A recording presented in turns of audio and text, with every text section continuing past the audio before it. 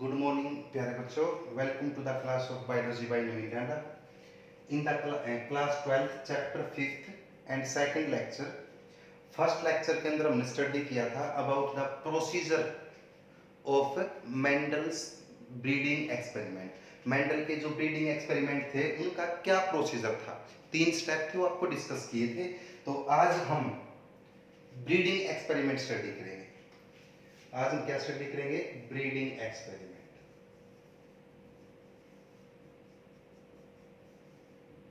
Mendel ने pea plant के ऊपर जो एक्सपेरिमेंट किए थे to study how the characters are transferred from one generation to next generation, तो उनको बोला गया था ब्रीडिंग एक्सपेरिमेंट या ब्रीडिंग प्रोग्राम. और मेंडल के जो ब्रीडिंग एक्सपेरिमेंट थे वो 2 टाइप के थे. एक तो था मोनो हाइब्रिड एक्सपेरिमेंट, एक को तो क्या बोला गया था? Mono hybrid experiment. और जो सेकंड था वो था डाई हाइब्रिड एक्सपेरिमेंट. तो आज हम स्टडी करेंगे मोनो हाइब्रिड क्रॉस या मोनो हाइब्रिड ब्रीडिंग एक्सपेरिमेंट, एक ही बात है. तो मोनो हाइब्रिड क्रॉस आज हम डिस्कस करने वाले हैं. Monohybrid cross, monohybrid cross बोल दो या मोनो हाइब्रिड ब्रीडिंग एक्सपेरिमेंट बोल दो, both are the same thing. जैसा कि नाम से स्पष्ट है, no need to explain the definition. Monohybrid cross means what? Breeding experiment. Cross क्या? क्रॉस बोल दो या ब्रीडिंग एक्सपेरिमेंट बोल दो. तो मोनो हाइब्रिड क्रॉस क्या है? Breeding experiment bye taking only one character. Bye taking only one character. यहां पे हम एक कैरेक्टर लेंगे. कैरेक्टर आपकी मर्जी है, 7 कैरेक्टर तुम्हारे सामने है, इनमें से कोई भी एक कैरेक्टर ले लो. वन कैरेक्टर बोल दो या by taking 2 opposite trait, 2 contrasting trait बोल दो या 2 अपोजिट ट्रेट. क्योंकि मेंडल का जो ब्रीडिंग एक्सपेरिमेंट था और उसमें उसने जितने भी कैरेक्टर सेलेक्ट किए थे, 7 कैरेक्टर सेलेक्ट किए थे, और हर एक कैरेक्टर के 2 अपोजिट एक्सप्रेशन थे. हर एक कैरेक्टर के 2 अपोजिट एक्सप्रेशन थे जिनको हमने कॉन्ट्रास्टिंग ट्रेट बोला था. तो यहाँ पे हमें कोई भी एक कैरेक्टर लेट, हमने कैरेक्टर ले लिया स्टेम हाइट. यहाँ पे हमने जो कैरेक्टर अपना सेलेक्ट किया है वो क्या है? Stem height.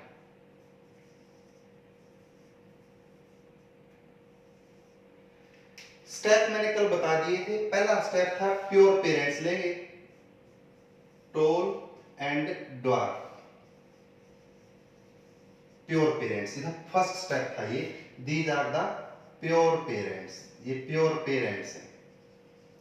या ये फिनोटाइप है. फिनोटाइप क्या होता है ये भी आपको मैं पिछली वीडियो में बता चुका हूं. फिनोटाइप होता है externally observable character of an organism, कि उसकी हाइट क्या कितनी है, कलर कितना है, जो बाहर से हम देख के इजीली बता सके. ओके, अब ये था first step, selection of pure parents. फिर क्या किया था? इसके और इसके बीच में टोल और ड्वार्फ जो प्लांट पेरेंट्स थे, इनके बीच में क्रॉस पोलिनेशन करवाया था. क्या करवाया था?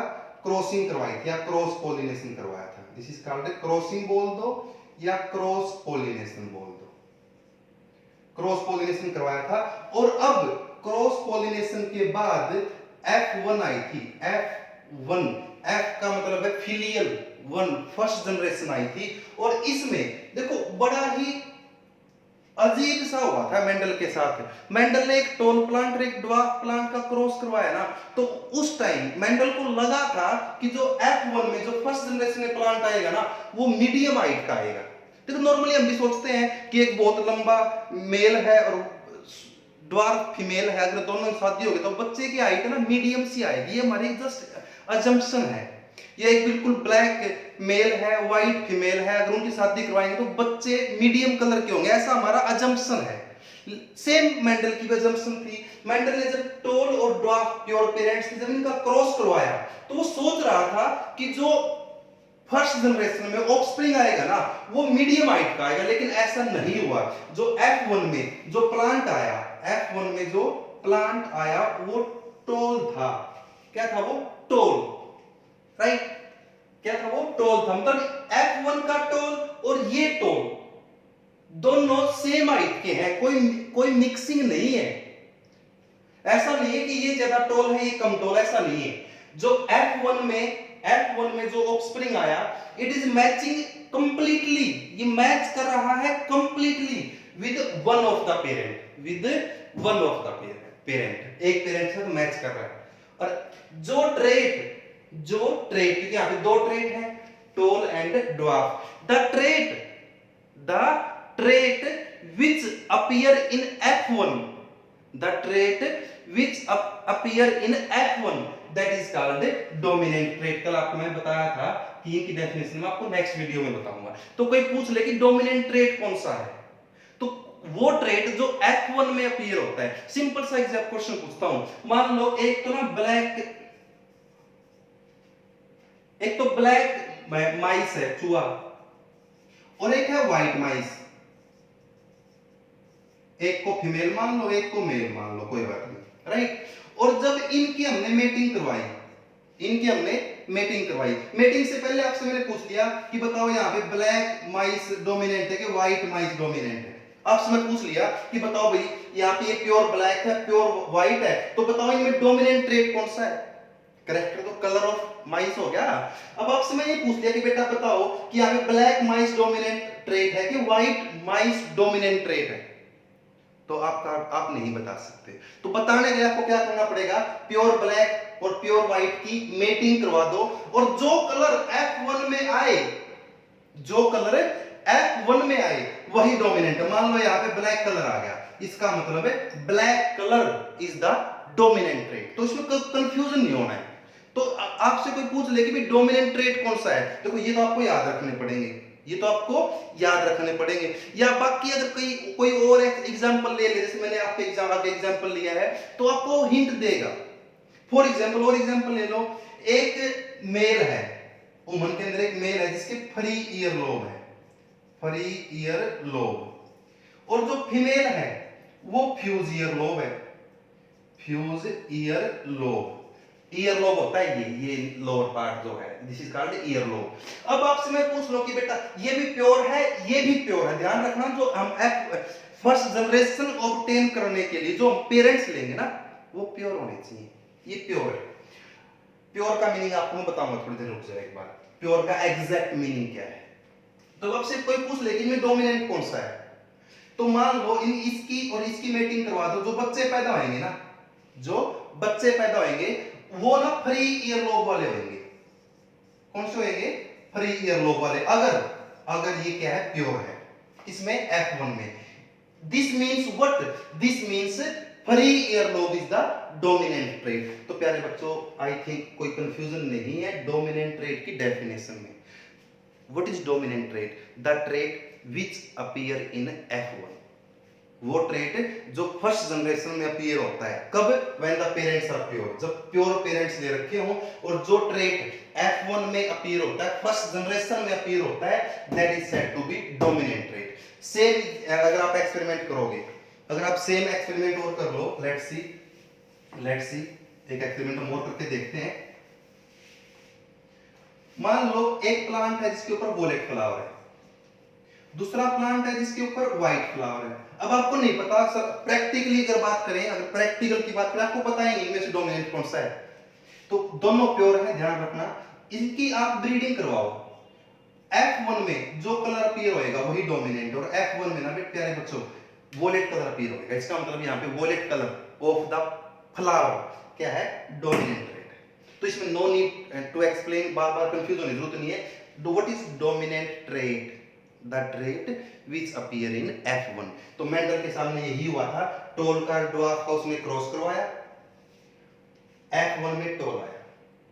उसको लग रहा था कि इंटरमीडिएट आएगा, लेकिन ऐसा नहीं हुआ। उसने फिर दूसरे कैरेक्टर को लेके किया, वोलेट फ्लावर कलर को लेके किया, उसमें भी यही हुआ। सिर्फ एक ट्रेट अपीयर हो रहा है। और ले लो, उसने ना राउंड सीड और रिंकल सीड ले लिए, क्रॉस करवाया, F1 में वही एक अपीयर हुआ, राउंड सीड अपीयर हुआ, बस राउंड सीड वाले प्लांट अपीयर हुए। तो ये मेंडल ने ऑब्जर्व किया, क्या किया ये मेंडल ने? ऑब्जर्व किया कि F1 में फर्स्ट जनरेशन में ओनली वन पेरेंटल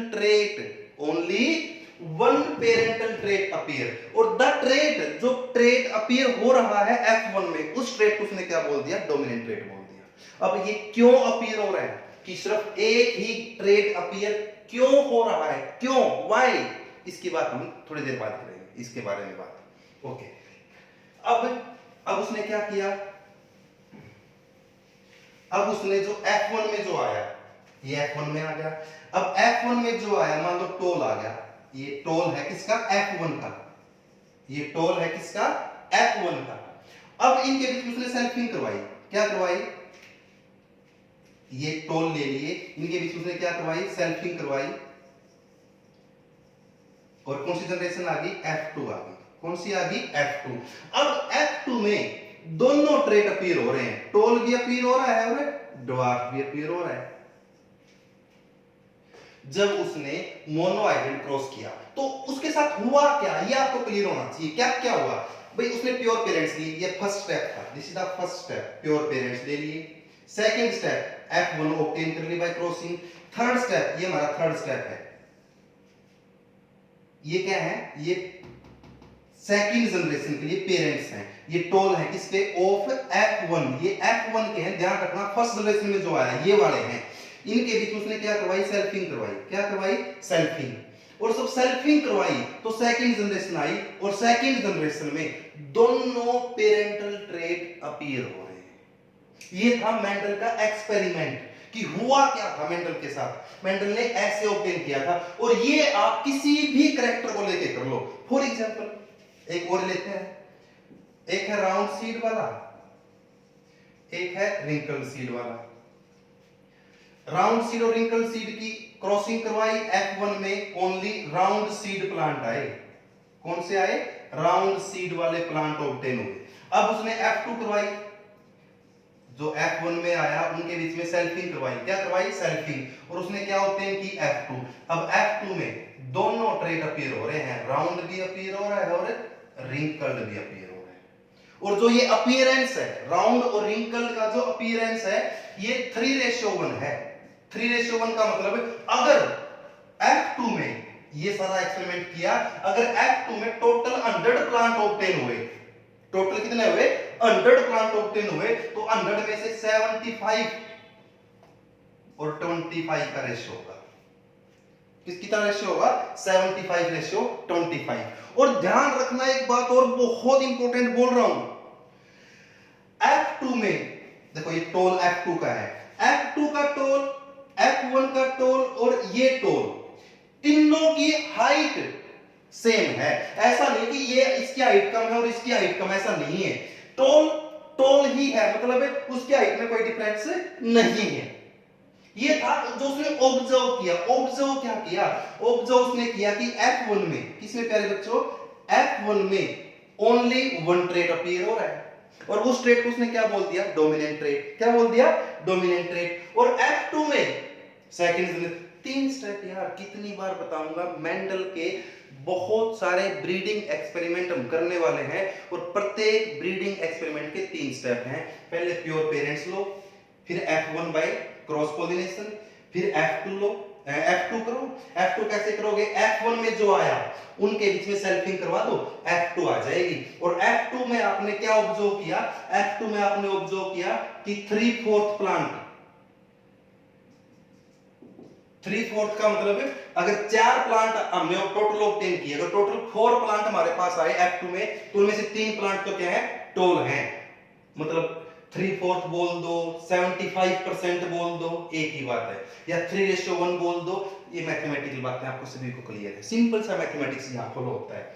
और ड्वार्फ कितने हैं? 4 में से 1, मतलब रेशियो क्या आ गया? 3:1 आ गया। ये मेंडल की ऑब्जर्वेशन है। क्या? ये मेंडल की ऑब्जर्वेशन। क्या ऑब्जर्वेशंस है? अब हम बात कर रहे हैं ऑब्जर्वेशंस की। Let's see.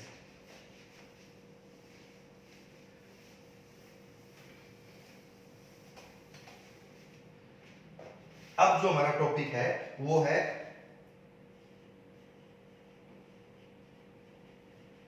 Observations of mono hybrid cross.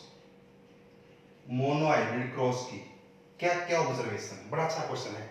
Observe क्या किया उसने, ऑब्जर्वेशन बताओ, बताओ भी ऑब्जर्वेशन बताओ।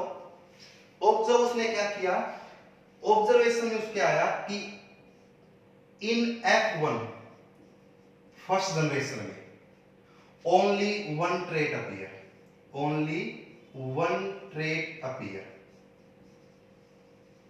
सिर्फ एक ट्रेट अपीयर हो रहा है, और ये ट्रेट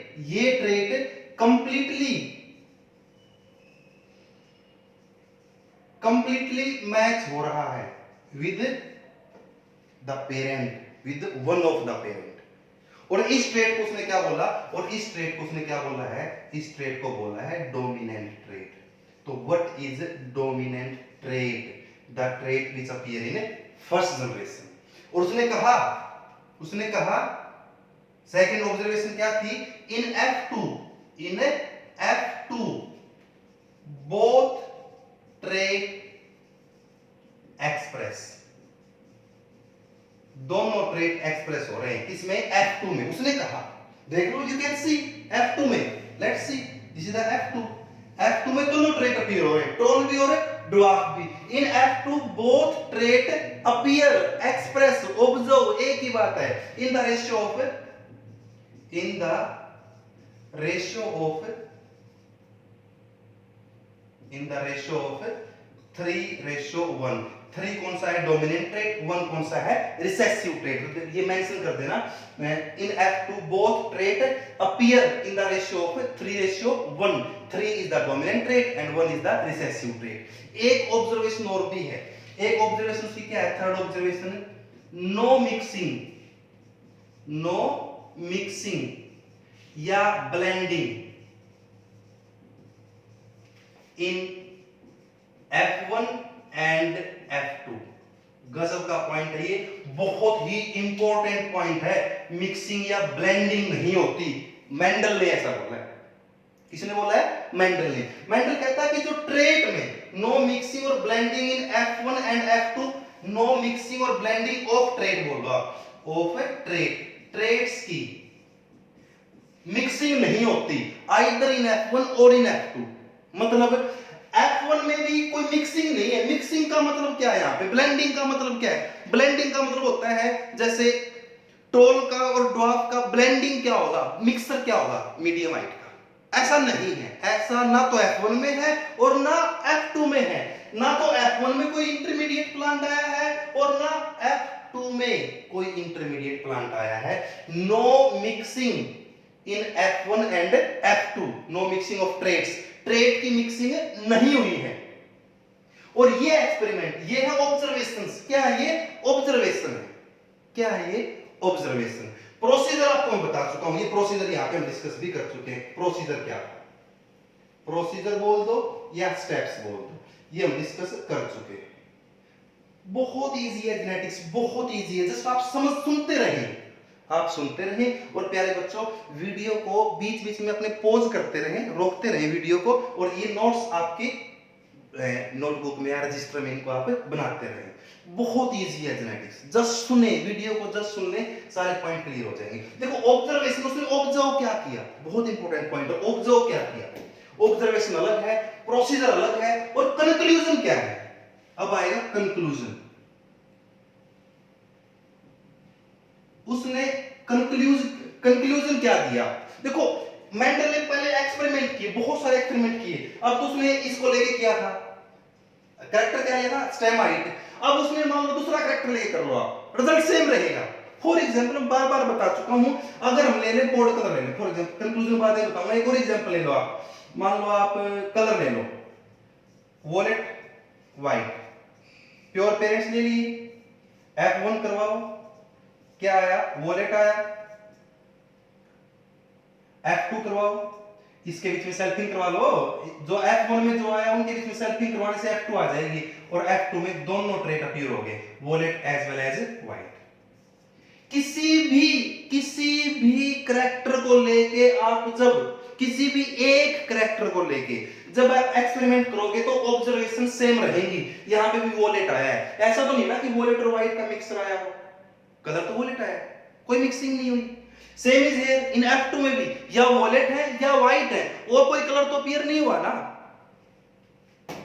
ये क्या थी, उसकी ऑब्जर्वेशन थी। और आप ये ना ये एक्सपेरिमेंट इसको बोलते हैं मोनोहाइब्रिड एक्सपेरिमेंट, ब्रीडिंग एक्सपेरिमेंट। ये ब्रीडिंग एक्सपेरिमेंट ही तो कर रहा है, cross by taking only one character, या two traits of a character, एक कैरेक्टर के दो ट्रेट लेके जो हम ब्रीडिंग एक्सपेरिमेंट करेंगे, that is called monohybrid cross. अब है कि अब बात आ गई क्यों, ऐसा क्यों हो रहा है। अब इसके बिहाफ पे इस एक्सपेरिमेंट को उसने स्टडी किया, ऑब्जर्व किया, प्रोसीजर किया, ऑब्जर्व किया बहुत बार, लगभग सभी कैरेक्टर को लेके उसने एक्सपेरिमेंट किए। इसीलिए तो मेंडल को लगभग 7 ईयर लगे थे, एक्सपेरिमेंट करता रहा। हर बार जब भी वो मोनोहाइब्रिड क्रॉस करता था, रिजल्ट लगभग सेम आते थे। फॉर एग्जांपल मान लो जब उसने ये एक्सपेरिमेंट किया और F2 में उसके पास टोटल मान लो 400 प्लांट आ गए। कितने आ गए? 400। तो उनमें से उसने देखा कि लगभग 300 के आसपास ये हैं और 100 के आसपास ये हैं। देखो एक दो ऊपर ज्यादा हो सकता है, वो कोई बात नहीं। रेशियो, बात हो रही रेशियो की, ये भी हो सकता है कि 298 आ जाए और ये 102 आ जाए, वो कोई बात नहीं। रेशियो की बात हो रही है, रेशियो सेम रहेगा। इसीलिए क्योंकि उसने ना जब भी एक्सपेरिमेंट किया तो उसने एक लार्ज सैंपल साइज रखा। हर बार उसने ये नहीं कि सिर्फ एक प्लांट लिए, टॉल भी बहुत सारे ले लिए, ड्वार्फ भी बहुत सारे ले लिए, उनके बीच में बहुत सारे के बीच में क्रॉस पॉलिनेशन करवाया। F1 में बहुत सारे आए, लेकिन जितने भी आए मान लो उसने 100 टॉल ले लिए, 100 ड्वार्फ ले लिए, ब्रीडिंग एक्सपेरिमेंट किया, क्रॉसिंग की। F1 में मान लो 200 प्लांट उसने ऑब्टेन कर लिए, 200 के 200 जितने भी आए यार, ऑल जितने भी आए सारे के सारे क्या थे? टोल थे। क्या थे? टोल। अब क्वेश्चन है कि ऐसा हो क्यों रहा है? एक्सपेरिमेंट किए, ऑब्जर्वेशंस की, और उसके बाद मेंडल ने कंक्लूजन निकाला। क्या निकाला? कंक्लूजन। अब हम लॉज की बात करेंगे। कंक्लूजन निकाले, उसने कुछ लॉज दिए। कंक्लूजन में उसने क्या दिए हैं? कंक्लूजन में उसने लॉज दिए हैं। और पहला लॉज क्या है कंक्लूजन में? हम क्या पढ़ेंगे? लॉज ऑफ मेंडल पढ़ेंगे।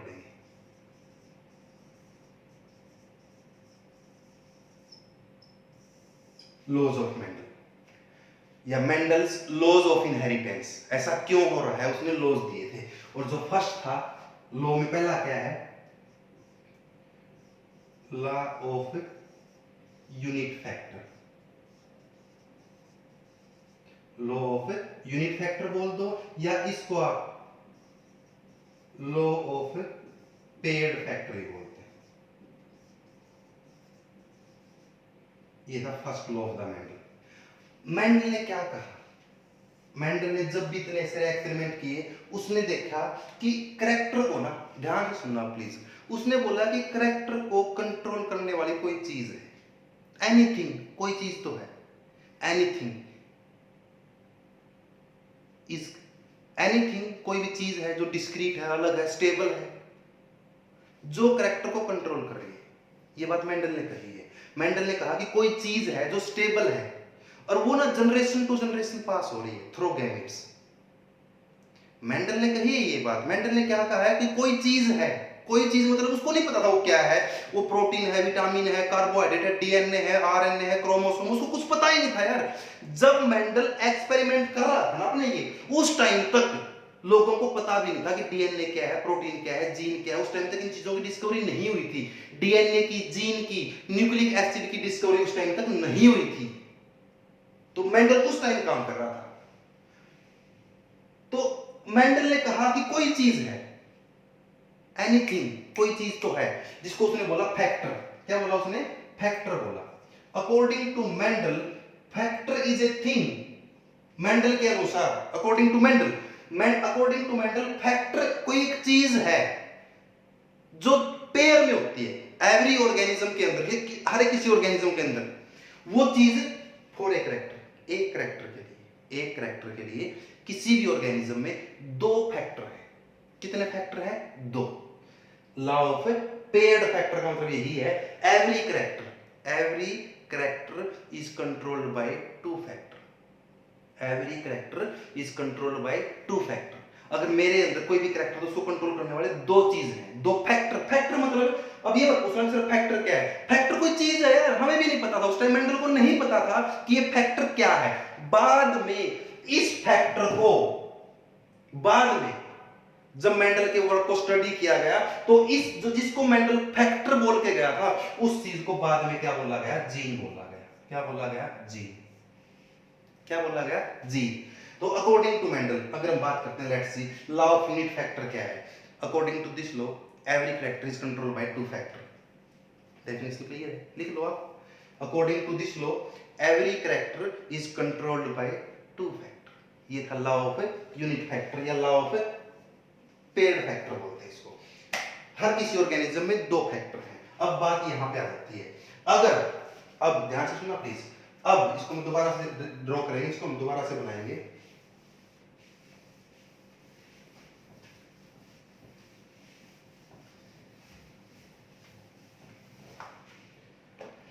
कैरेक्टर हमने वही रख लिया, कैरेक्टर हमने वही रख लिया। क्या कैरेक्टर रखा हमने, स्टेम हाइट रखी, तो वही प्योर पेरेंट्स ले, टोल एंड ड्वार्फ ले लिया हमने।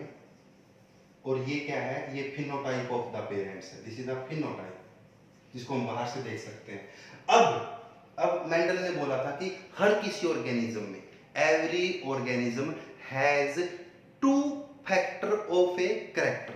और मेंडल ने इस फैक्टर को रिप्रेजेंट करने के लिए क्या यूज किए, अल्फाबेट्स यूज कर लिए। क्या यूज कर लिए प्यारे बच्चों, अल्फाबेट्स यूज कर लिए। कोई भी अल्फाबेट यूज कर सकते हो। फॉर एग्जांपल अगर प्लांट टोल है तो प्योर है, अगर ऑर्गेनिज्म प्योर है तो इसमें दोनों फैक्टर सेम होंगे। Let's see, this is the capital T, small T. अब यहाँ पे सर, यहाँ पे आपने कैपिटल टी क्यों यूज किया, यहाँ पे स्मॉल टी क्यों यूज किया, अभी बताऊंगा। मेंडल ने कहा था कि किसी भी ऑर्गेनिज्म में दो फैक्टर होते हैं। कितने फैक्टर होते हैं, दो। और इन दो फैक्टर में एक फैक्टर होता है डोमिनेंट फैक्टर। एक फैक्टर तो क्या है, डोमिनेंट फैक्टर, और एक फैक्टर है रिसेसिव फैक्टर। ध्यान रखना, एक पॉइंट कान खोल के सुन लेना भाई। किसी भी कैरेक्टर के जो फैक्टर होंगे उनके लिए आप सेम लेटर यूज करोगे। डोमिनेंट के लिए आप कैपिटल लेटर यूज करोगे, क्या यूज करोगे, कैपिटल लेटर। और रिसेसिव के लिए आप स्मॉल लेटर यूज करोगे, वही सेम स्मॉल लेटर। ये नहीं है कि इसके लिए आपने टी यूज कर लिया, इसके लिए आपने स्मॉल एल यूज कर लिया, गलत हो जाएगा। लेटर दोनों सेम होने चाहिए, लेटर आपकी मर्जी कोई भी दे। तो फॉर एग्जांपल डोमिनेंट फैक्टर, यहाँ पे डोमिनेंट फैक्टर क्या है, कैपिटल टी है, बताओ आप क्यों। और स्मॉल फैक्टर क्या है, स्मॉल टी है। तो मेंडल ने कहा था ये इनका जीनोटाइप है। क्या है इनका, ये genotype, genetic arrangement of factors बोल दे, जीन बोल दो मॉडर्न लैंग्वेज में अगर बात करें तो मेंडल ने कहा था कि हर किसी ऑर्गेनिज्म में दो फैक्टर होंगे। अब देखो ये ना, ये ट्रेट, ये डोमिनेंट ट्रेट है, ध्यान से सुनना प्लीज। यहाँ पे टोल क्या है, डोमिनेंट ट्रेट है, तो इसमें फैक्टर भी डोमिनेंट होंगे।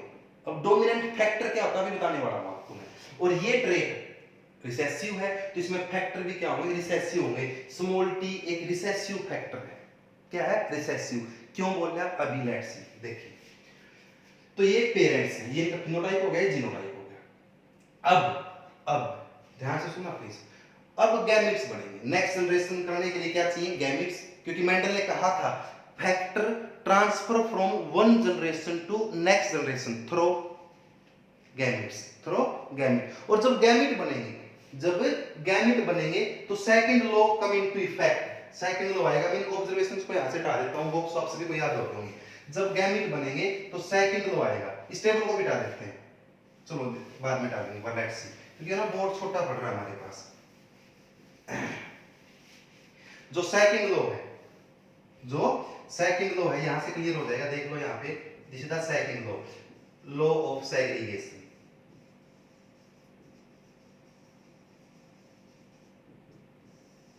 लॉ ऑफ सेग्रीगेशन वर्ड को देखिए आप। सेग्रीगेशन का मतलब होता है सेपरेट हो जाना, अलग हो जाना। क्या हो जाना, अलग। जैसे आप लोग ना सभी इन चीजों से फैमिलियर हो।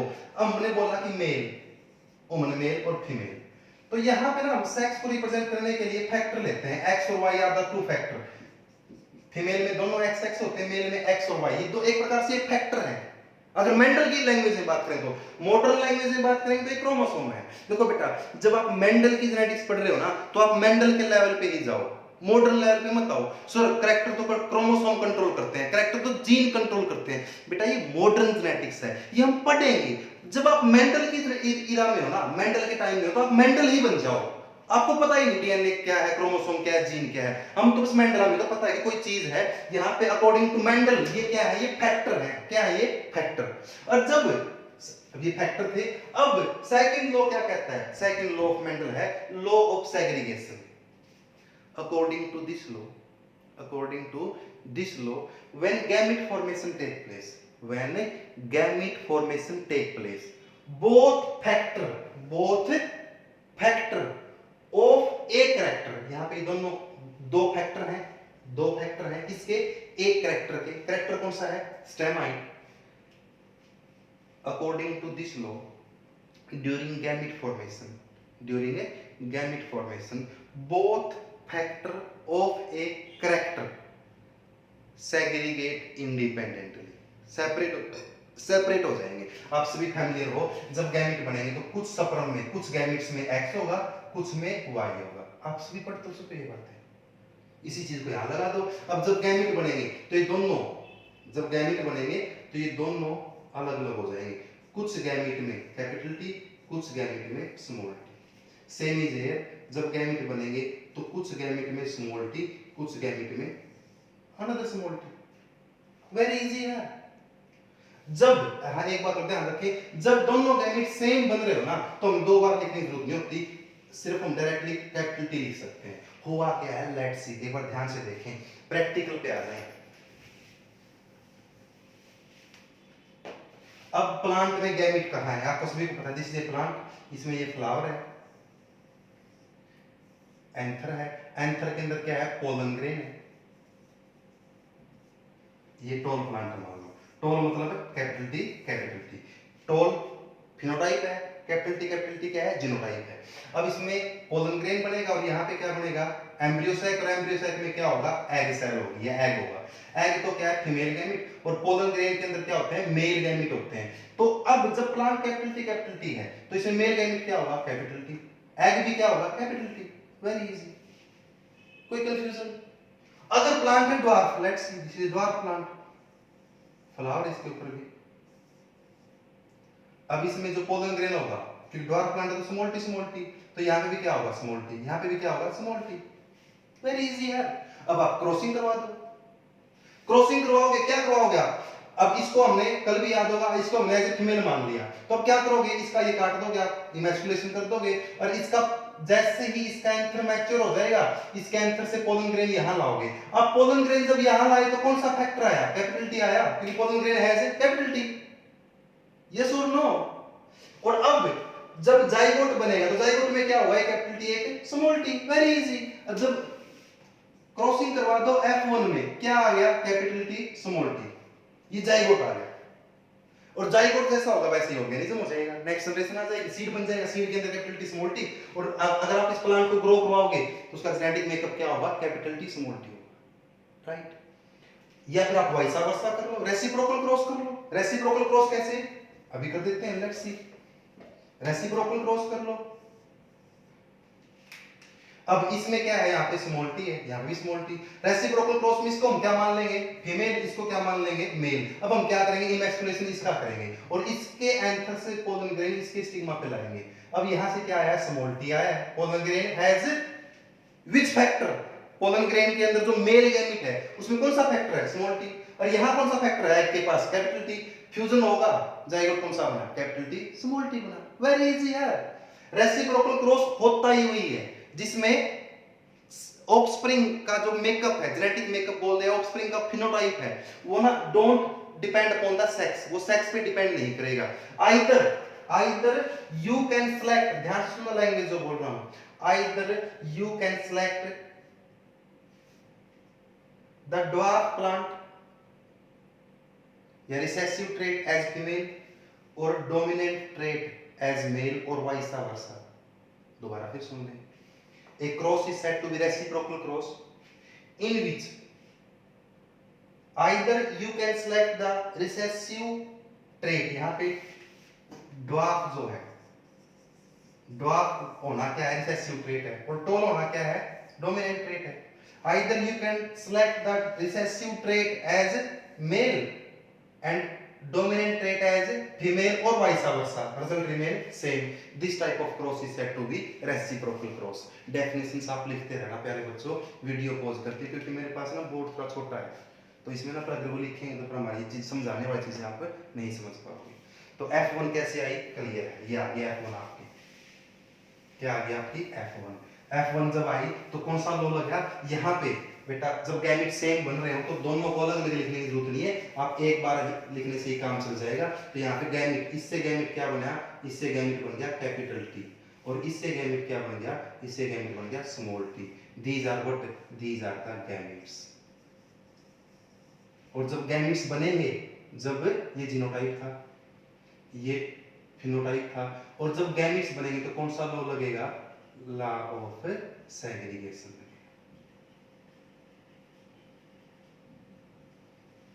क्या लगेगा, लॉ ऑफ सेग्रीगेशन। और यहाँ पे कौन सा लगा था, लॉ ऑफ यूनिट फैक्टर या पेड फैक्टर। क्या कहता है लॉ ऑफ यूनिट फैक्टर या paired factor, every character is controlled by two factor. Very nice. What is law of segregation, segregation का मतलब क्या होता है, सेपरेट होना। According to this law, Mendel ने दिया था ये, according to this law during gamete formation, during gamete formation, लिख लेना आप ये बातें। According to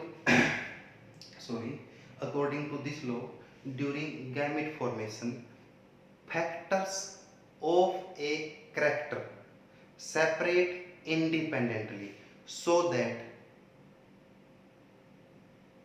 a gamete में a gamete has only one factor of a character।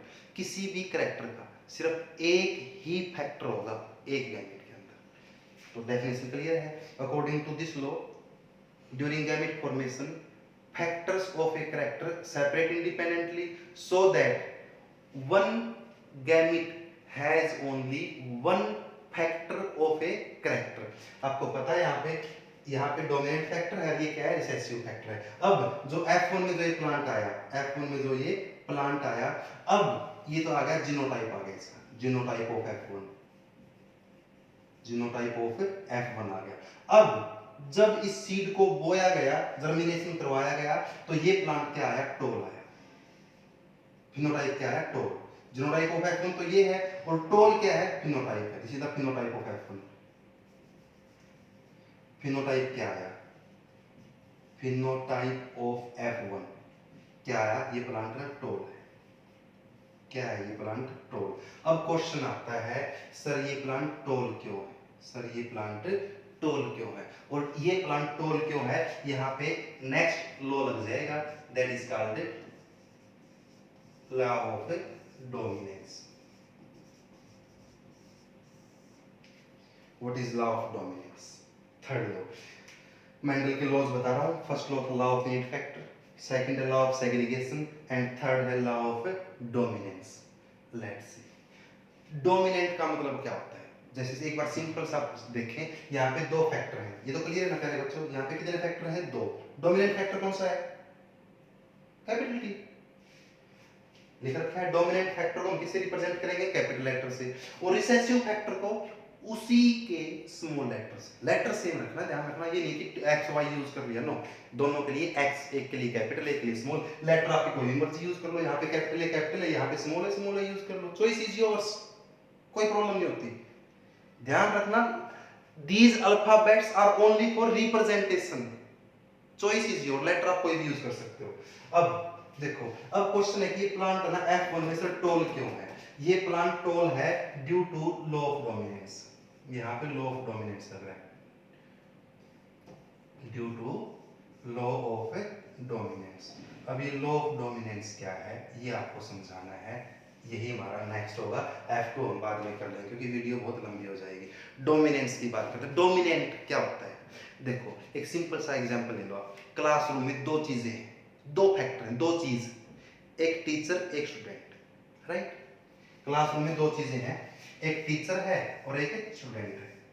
जब दोनों चीजें इकट्ठी होंगी, जब दोनों चीजें इकट्ठी हैं, क्लास में टीचर भी और स्टूडेंट भी है, बताओ कौन एक्सप्रेस करेगा? सिर्फ टीचर बोलेगा, किसी बच्चे की हिम्मत नहीं होगी क्लास में एक्सप्रेस कर जाए। क्यों? क्योंकि टीचर यहाँ पे क्या है, डोमिनेंट है, और स्टूडेंट क्या है, recessive. When dominant and recessive factor, यहाँ पे यू कैन सी डोमिनेंट और रिसेसिव फैक्टर प्रेजेंट टुगेदर, दोनों इकट्ठे प्रेजेंट है, देन कौन एक्सप्रेस करेगा? Only dominant factor will express, teacher express करेगा। अब ये बताओ स्टूडेंट कब एक्सप्रेस करेगा? जब टीचर नहीं है। सोचो क्लास में टीचर नहीं है तो फिर कौन एक्सप्रेस करता है? बच्चे सॉल्व करेंगे, स्टूडेंट एक्सप्रेस करेंगे। This is the law of dominance. Let's सी, ये देख लो यहाँ पे। अब क्वेश्चन है कि ये प्लांट टॉल क्यों हुआ? You can see in the organism या in the plant of F1 both factor are present together, capital TB और small tb. When both factor कौन से बेटा? Dominant and recessive factor of एक कैरेक्टर, यहाँ पे कैरेक्टर एक ही, ध्यान रखना दोनों, ये बोथ फैक्टर ऑफ एक कैरेक्टर है। कौन से कैरेक्टर की? स्टेम हाइट के। व्हेन बोथ फैक्टर, बोथ का मतलब यहाँ पे किससे है? डोमिनेंट और रिसेसिव से। When both the factor of a character present together then only dominant factor will express। यहाँ पे एक्सप्रेस कौन करेगा? यहाँ पे एक्सप्रेस कैपिटल टी करेगा, और जब कैपिटल टी एक्सप्रेस करेगा तो प्लांट क्या होगा? टोल।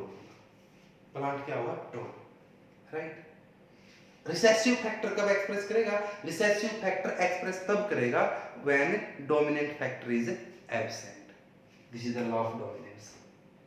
रट्टा ना हमारे, ये मैंने कोई बुक में से डेफिनेशन नहीं बना रखी है, जो समझ में आया आपको वो बता रहा हूं। when both factor present together, when both factor, both का मतलब यहाँ पे डोमिनेंट एंड रिसेसिव फैक्टर है ऑफ एक कैरेक्टर, सेम कैरेक्टर में।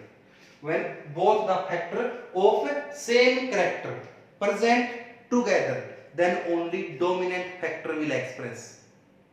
और इसमें एक बात और जोड़ेंगे, and recessive factor will express only when dominant is absent. Point clear? This is the law of dominance, this is the law of dominance. तो मोनो हाइब्रिड एक्सपेरिमेंट के लिए तीन लॉ हमने बताए हैं, law of unit factor, law of segregation, law of dominance. मैं एक बार, कितना टाइम हो गया वीडियो में? ये लगभग आपकी 42 मिनट्स ही। चलो सेकंड और इसको करते हैं, इसको एक्शन मोनो हाइब्रिड को कंप्लीट करते हैं।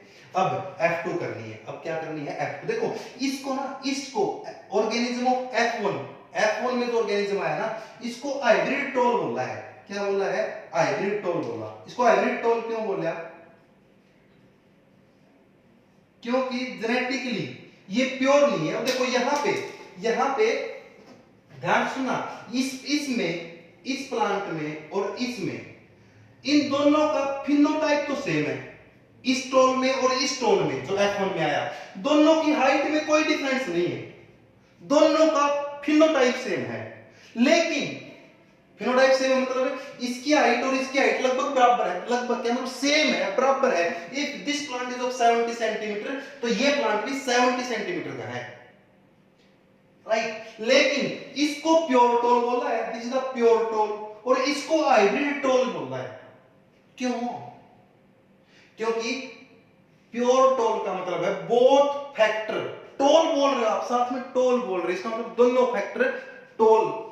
डोमिनेंट ट्रेट है तो यहाँ पे डोमिनेंट ट्रेट कब होगा? जब उस ऑर्गेनिज्म के पास डोमिनेंट फैक्टर होगा। ध्यान रखना, dominant trait controlled by dominant trait कब होगा? जब ऑर्गेनिज्म के पास डोमिनेंट फैक्टर होगा। और रिसेसिव ट्रेट कब होगा? जब organism has only recessive factor. Trait is controlled by factor, जैसा फैक्टर होगा वैसा ही ट्रेट होगा। सेम इज है यार। टीचर डोमिनेंट होगा कि नहीं होगा वो डिपेंड करता है उसकी नॉलेज पे। नॉलेज अच्छी होगी तो टीचर भी डोमिनेंट होगा, सीधी सी बात है। सेम इज है, सेम इज है। ये डोमिनेंट ट्रेट है, क्यों है? क्योंकि इसमें फैक्टर डोमिनेंट है। अब F1 में जो ऑर्गेनिज्म है इसमें डोमिनेंट फैक्टर भी और रिसेसिव फैक्टर भी है, तो यहां पे एक्सप्रेस कौन करेगा? सिर्फ डोमिनेंट करेगा। कौन सा करेगा? डोमिनेंट। इसलिए ये प्लांट क्या है? टोल है। बेटा वीडियो बहुत लंबी हो जाएगी क्योंकि आगे ना कुछ टर्म्स एक साथ आएंगे, बहुत सारे टर्म आएंगे। ये इनहेरिटेंस क्वालिटेटिव है, होमोजाइगस क्या होता है, हेटेरोजाइगस क्या होता है, राइट, F2 जनरेशन में सेल्फिंग करवाएंगे, फिनोटाइप रेशियो क्या आएगा, जीनोटाइप रेशियो क्या आएगा, तो वीडियो ना बहुत लंबी हो जाएगी, इसलिए इसको यहीं तक रखें और नेक्स्ट वीडियो के अंदर हम इस टॉपिक को कंप्लीट कर लेंगे। होप सो यहाँ तक आपको क्लियर हुआ होगा। वीडियो को पॉज करके इन लॉज की डेफिनेशन लिख लेना और नेक्स्ट वीडियो के अंदर हमें इन लॉज को अगेन डिस्कस करेंगे। नेक्स्ट वीडियो के अंदर ये टेबल नहीं आपको याद होनी चाहिए, ध्यान रखना, मैंने आपको बार बार बोला है कि आपको इस यूनिट में ये टेबल याद होनी चाहिए प्यारे बच्चों। तो it was the video of today, hope so you will enjoy. और ध्यान रखना please, I am requesting you again, इन लॉज की डेफिनेशन लिख लेना। फिर भी किसी को कोई डेफिनेशन में लगे तो मैं नेक्स्ट वीडियो के अंदर इनकी डेफिनेशन बोर्ड पे लिख दूंगा, लेकिन मुझे लगता है कि that's the wastage of time. आप अपने आप बना सकते हो, वीडियो को पॉज करके रोक के इन लॉज की डेफिनेशन आप लिख सकते हो। तीनों लॉज आपको क्लियर हैं। ये लॉज दोबारा से कल फिर हम अप्लाई करेंगे, दोबारा से मोनो हाइब्रिड क्रॉस को दोबारा से करेंगे। यहाँ तक तो मैं जस्ट एक्सप्लेन नहीं करूँगा, मैं जस्ट कल सेकंड जनरेशन एक्सप्लेन करूँगा in the next video. Hope so you will enjoy. Have a nice day प्यारे बच्चों, थैंक यू।